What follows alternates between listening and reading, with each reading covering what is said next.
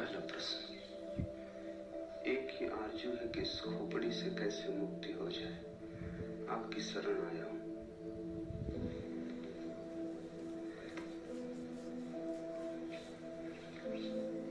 खोपड़ी से मुक्त होने का ख्याल भी खोपड़ी का ही है।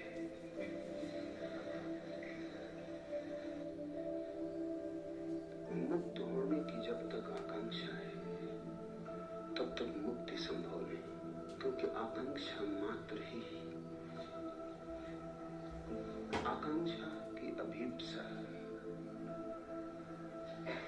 मन का ही जाल और खेल है। मन संसार ही नहीं बनाता, मन मोक्ष भी बनाता है, और जिसने ये जान लिया वही मुक्त हो गया। साधारणतः ऐसा लगता है मन ने बनाया है संसार, तो हम मन से मुक्त हो जाएं तो मुक्त हो जाएंगे। वही भूल हो गई, वही मन ने फिर धोखा दिया, फिर मन ने चाल चली, फिर मन ने जाल फेंका, फिर तुम उलझे, फिर नया संसार बना। मोक्ष भी संसार बन जाता है। संसार का अर्थ क्या है जो उलझा ले? संसार का अर्थ क्या है जो अपेक्षा बन जाए, वासना बन जाए? संसार का अर्थ क्या है जो तुम्हारा भविष्य बन जाए? जिसके सहारे और जिसके आश्रय और जिसकी आशा में तुम जीने लगो वही संसार है। दुकान पर बैठे हो, इससे संसार में हो, मंदिर में बैठ जाओगे, संसार के बाहर हो जाओगे। इतनी सस्ती बातों में मत पड़ जाए। काश इतना आसान होता है, तब तो कुछ उलझन न थी। दुकान में संसार नहीं है और न मंदिर में संसार से मुक्ति है। अपेक्षा में, आकांक्षा में, आशा में संसार है, सपने में संसार है। तो तुम मोक्ष का सपना देखो तो भी संसार में हो। संसार के बाहर वही है जो अभी और यही है।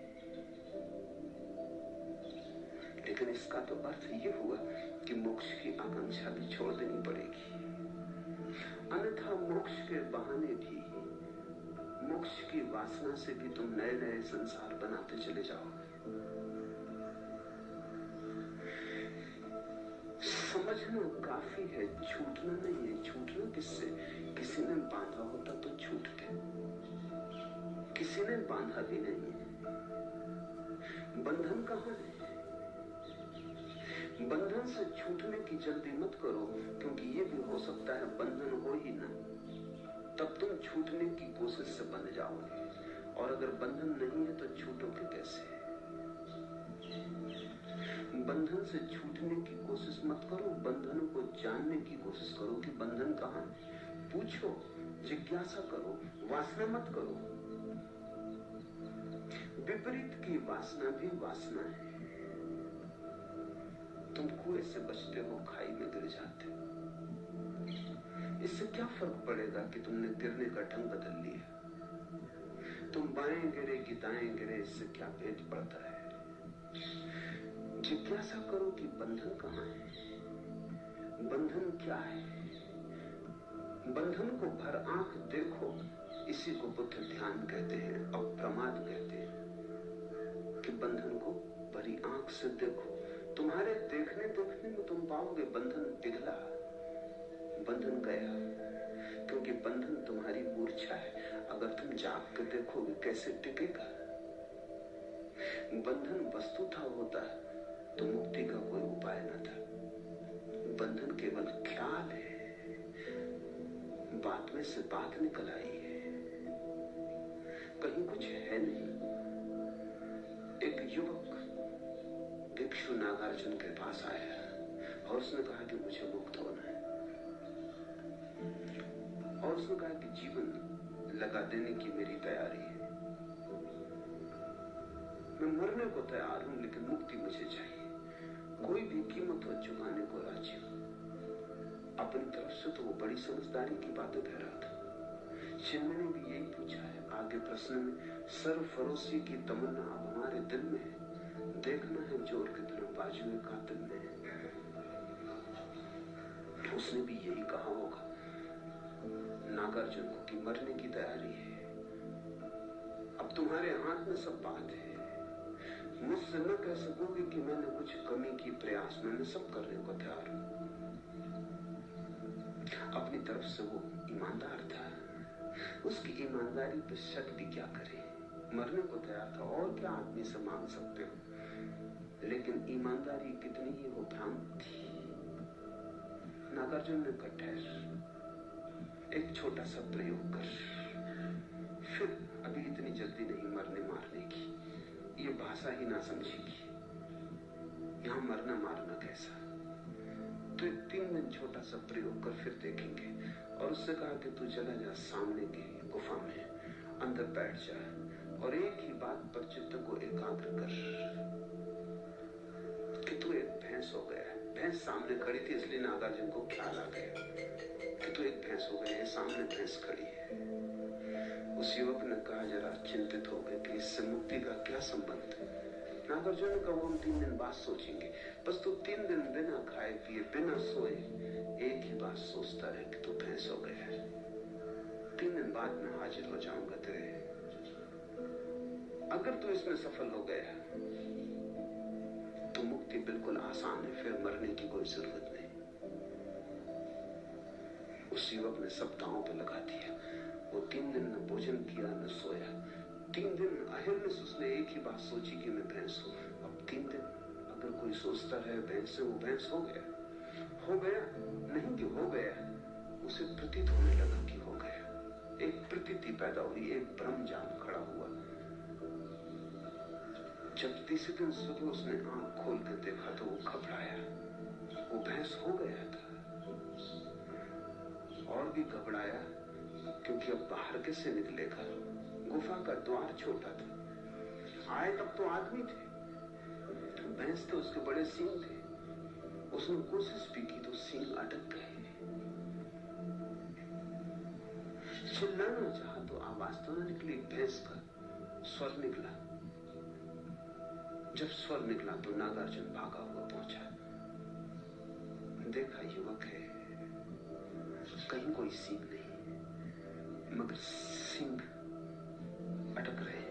कहीं कोई सींग नहीं है, वो आदमी जैसा आया था वैसे ही है। लेकिन 3 दिन का आत्मसम्मोहन, 3 दिन का सतत सुझाव, 3 बार भी सुझाव तो परिणाम हो जाते हैं। 3 दिन में तो करोड़ों बार उसने सुझाव दिए हो। फिर बिना खाए बिना सोए, जब तुम 3 दिन तक नहीं सोते तो तुम्हारी सपना देखने की शक्ति इकट्ठी हो जाती। 3 दिन तक सपना ही देखा, जैसे भूख इकट्ठी होती है 3 दिन तक खाना न खाने से, ऐसा 3 दिन तक सपना न देखने से सपना देखने की शक्ति इकट्ठी हो जाती। वो 3 दिन की सपना देखने की शक्ति, 3 दिन की भूख में भी जितना शरीर कमजोर हो जाता उतना मन मजबूत हो जाता है। भूख से शरीर तो कमजोर होता है, मन मजबूत होता है। इसलिए तो बहुत से धर्म उपवास करने लगे और बहुत से धर्मों ने रात्रि जागरण किया। अगर रात भर जागते रहो तो परमात्मा जल्दी दिखाई पड़ता है, सपना इकट्ठा हो जाता है। अभी इस पर तो वैज्ञानिक शोध भी हुई है और वैज्ञानिक भी इस बात पर राजी हो गए हैं कि अगर तुम बहुत दिन तक सपना न देखोगे तो हेलुसिनेशंस पैदा होने लगते हैं। फिर तुम जागते में सपना देखने लगोगे, आंख खुली रहेगी और सपना देखोगे। सपना एक जरूरत है, सपना तुम्हारे मन का निकास है, रेचन है। 3 दिन तक जागता रहा, सपने की शक्ति इकट्ठी हो गई। 3 दिन भूखा रहा, शरीर कमजोर हो गया। ये तुमने कभी ख्याल किया, बुखार में जब शरीर कमजोर हो जाए तो तुम ऐसी कल्पनाएं देखने लगते हो जो तुम स्वस्थ हालत में कभी ना देखोगे। खाट उड़ी जा रही, तुम जानते हो कि कहीं उड़ी नहीं जा रही, अपनी खाट पे लेटे हो, मगर शक होने लगता है क्या गया है तुम्हें। शरीर कमजोर है। जब शरीर स्वस्थ होता है तो मन पर नियंत्रण रखता है, जब शरीर कमजोर हो जाता है तो मन बिल्कुल मुक्त हो जाता है। और मन तो सपना देखने की शक्ति का ही नाम है। बीमारी में लोगों को भूत प्रेत दिखाई पड़ने लगते हैं, स्त्रियों को ज्यादा दिखाई पड़ते हैं पुरुषों की बजाय, बच्चों को ज्यादा दिखाई पड़ते हैं प्रौढ़ों की बजाय। जहां जहां मन कोमल है, ज्यादा मजबूत है, वहीं सपना आसान हो जाता है। 3 दिन का उपवास, 3 दिन की अनिद्रा, और फिर 3 दिन सतत एक ही मंत्र। ये तो मंत्र योग है। तुम बैठे अगर राम राम राम राम कहते रहो कई दिनों तक, पागल हो ही जाओगे। एक सीमा है झेलने की। वो 3 दिन तक कहता रहा, मैं भैंस हूं, मैं भैंस हूं, मैं भैंस हूं। हो गया, मंत्र शक्ति काम कर गई। लोग मुझसे पूछते मंत्र शक्ति, उनको मैं ये कहानी कह देता हूं, ये मंत्र शक्ति है।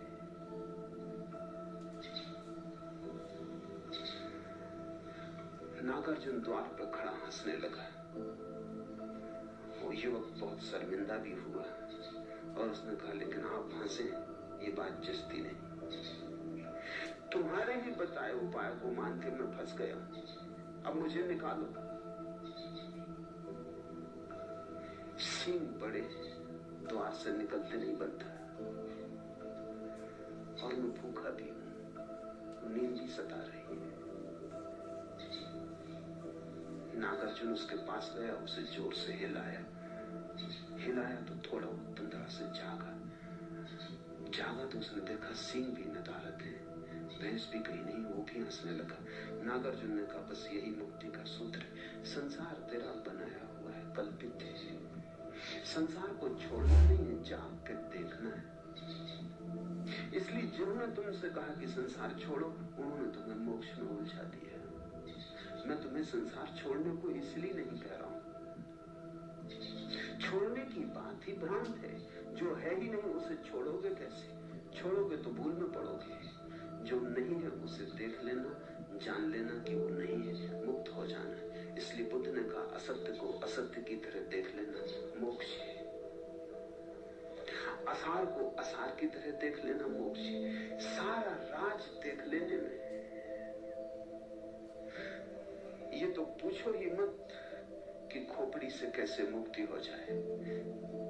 ये कौन है जो पूछ रहा है? ये खोपड़ी ही है जो पूछ रही है। अगर इस खोपड़ी की बात मानते चले तो इससे तुम कभी मुक्त न हो पाओगे। जाग के देखो कौन पूछता है, गौर से सुनो कौन प्रश्न उठाता है। ये कौन है जो मुक्त होना चाहता है? क्यों मुक्त होना चाहता है? बंधन कहां है? और जिसने भी जाग के देखा वो हंसने लगा, क्योंकि बंधन उसने कभी पाए नहीं। जागने में कोई बंधन नहीं, इसलिए बुद्ध चिल्ला चिल्ला कर कहते, प्रमाद में मत जियो, अप्रमाद जागो, होश में आ जाओ। और तुम कहीं भी गए नहीं, तुम वही हो जहां तुम्हें होना चाहिए। भैंस तुम कभी हुए नहीं, तुम वही हो जो तुम हो। तुम परमात्मा हो। इससे तुम रत्ती भर यहां वहां न हो सकते हो, न होने का कोई उपाय है। हाँ, तुम भ्रांति में रह सकते हो। तुम अपने को जो चाहे समझ लो। मन शक्तिशाली है, तुम जो चाहोगे वही बन जाओगे। और जिस दिन भी तुम देखना चाहोगे उस दिन तुम दृष्टि बन जाओगे। दृष्टि मुक्ति है।